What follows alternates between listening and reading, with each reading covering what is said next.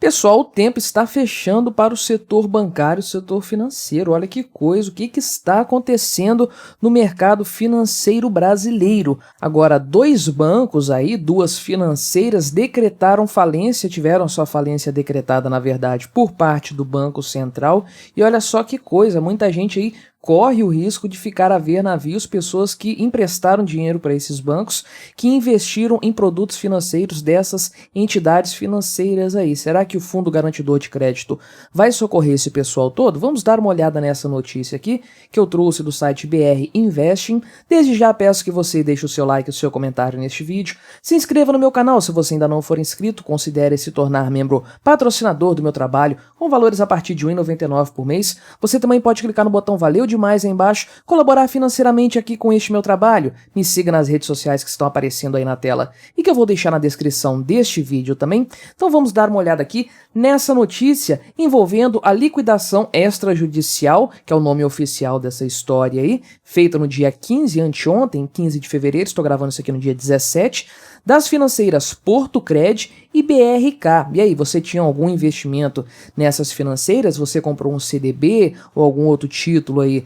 dessas financeiras, dessas instituições? Está um pouco apreensivo a respeito da liquidez dessas empresas, desses bancos? Eles vão conseguir mesmo arcar com esses seus débitos? Vamos dar uma olhada aqui como é que está a situação dessas instituições, né? Então, parece que ambas as empresas, ambas as financeiras, já estavam dando prejuízo há algum tempo, estavam numa situação muito delicada, não era de hoje, já estavam enfrentando dificuldades, né? Por exemplo, a BRK já vinha apresentando prejuízo desde 2017. Então eles trouxeram aqui as informações a respeito da lucratividade dessa empresa. Veja que aqui em 2019 ela chegou a ter um lucro, mas muito baixo, muito pequeno, de 2 milhões, e teve 2 anos seguidos de lucros muito expressivos, né? Estamos falando aqui de cerca de 80 milhões de reais, um pouco mais do que isso. Então, esses lucros auferidos em 2019 e 2022 não são suficientes sequer para cobrir o prejuízo que essa instituição aqui, a BRK, estava enfrentando nos últimos anos. E aí temos aqui também o índice de Basileia desse banco, desse BRK aqui. Lembrando que o índice de Basileia é a relação entre o capital próprio do banco e capital de terceiros também. Esse índice, para estar bacana aí, tem que estar na faixa de 15%, isso de acordo aqui com os números do Banco Central, tá certo? Então ele tem que estar aqui mais ou menos nos 15%, que é nessa setinha mais ou menos aqui nessa linha amarela aqui. Acima disso, onde está em verde, seria uma saúde financeira melhor. Nessa parte amarela aqui, que vai de 15% até 10,5%, já é uma coisa assim para a pessoa ter mais atenção.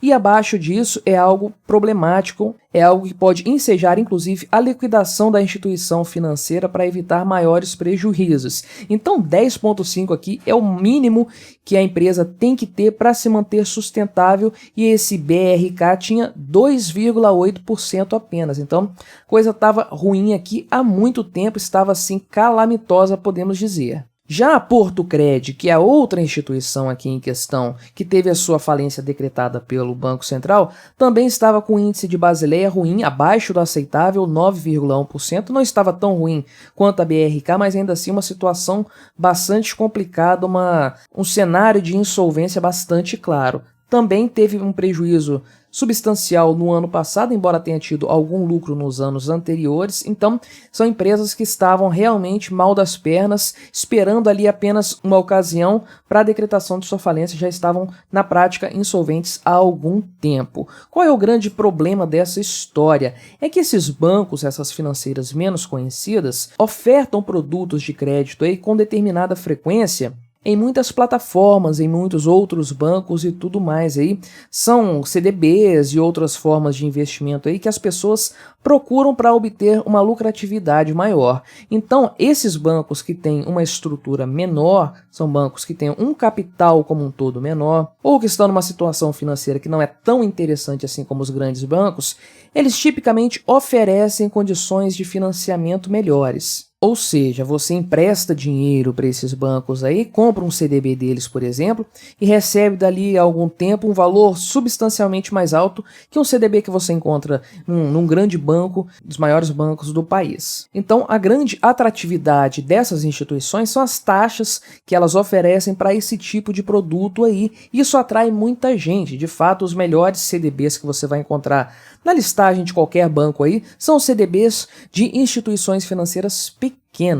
Então, qual é o grande problema dessa história? É justamente isso aqui, você não sabe aonde que essa empresa pode acabar indo parar, porque ela não tem uma grande estrutura, porque ela não tem muito tempo de existência, não tem uma grande cartela de clientes, não tem um patrimônio que possa sustentar uma possível quebra, uma possível falência. Então, esse é o grande problema, a grande tragédia aqui nessa história. Muita gente tinha dinheiro colocado aí nessas instituições. Aqui não tem a quantidade de pessoas, mas eu ouvi falar que tem umas 60 mil pessoas aí com dinheiro a receber dessas instituições. Aí existe o Fundo Garantidor de Crédito, que é um fundo para o qual todos os bancos são obrigados a colaborar justamente para cobrir esse tipo de falência, esse tipo de quebradeira e não deixar aí os credores, as pessoas físicas no caso, né, que é o que se aplica ao Fundo Garantidor de Crédito, não deixar essas pessoas aí sem receber os valores. Por que os bancos querem ter esse tipo de serviço, esse tipo de garantia? Obviamente porque uma quebradeira, um calote por parte dessas instituições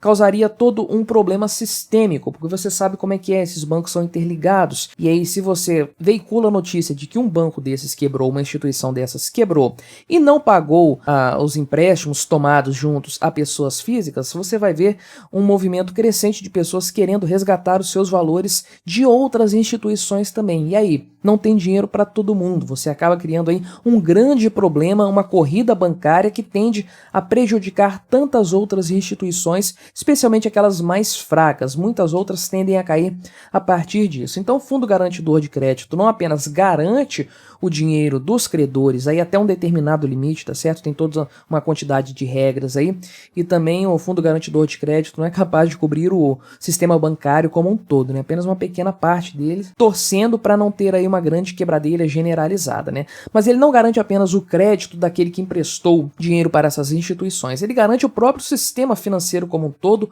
blindando esse sistema de uma corrida bancária que poderia acontecer em decorrência aí na sequência de uma quebradeira de uma financeira como essa aqui, dando calote nos seus credores, pessoas físicas, né? Agora você para pensar como a situação de todo esse mercado financeiro, esse mercado de crédito está complicada nesse ano de 2023, como o ano começou bastante amargo para esse setor. Para pensar, teve a questão das lojas americanas logo no começo do ano, com toda aquela possibilidade de calote a tantos bancos, a tantas instituições, estamos falando de uma dívida bilionária, dezenas de bilhões de reais, bancos aí que tem 5, 6, 7 bilhões de reais a receber das lojas americanas, muitos dos quais já reconheceram esse valor nos seus balanços como fundo perdido. Então você tem aí todo esse problema do crédito, o que dá um impacto na solvência do mercado financeiro, e aí você começa a ter logo em seguida a falência de outras instituições menores, como é esse caso aqui. Será que nós estamos vendo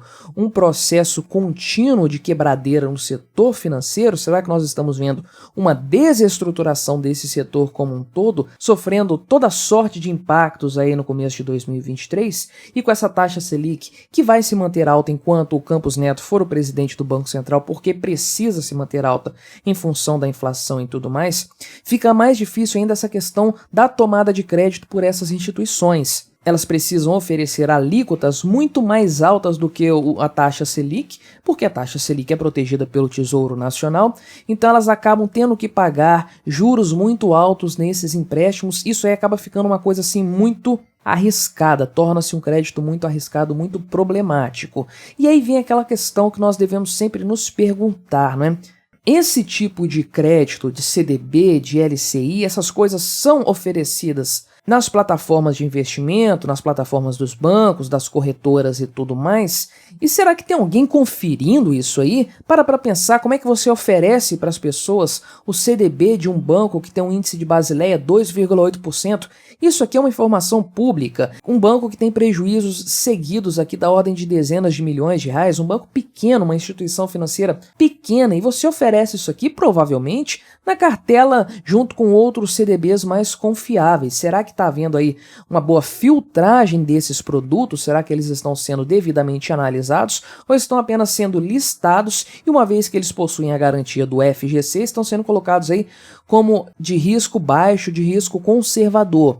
Fica o questionamento, será que as plataformas estão tratando esse tipo de coisa aqui com a devida atenção, com o devido cuidado? Pois bem, temos um caso aí, então de uma quebradeira de duas empresas, a falência decretada pelo Banco Central de dois bancos, duas financeiras. Será que teremos mais ao longo desse ano de 2023? Não sei, vamos acompanhar para ver até onde isso aí pode dar. Mas então, o que você achou dessa história? Deixe aí embaixo nos comentários, colabore com o nosso debate, se inscreva no meu canal se você ainda não for inscrito e até a próxima!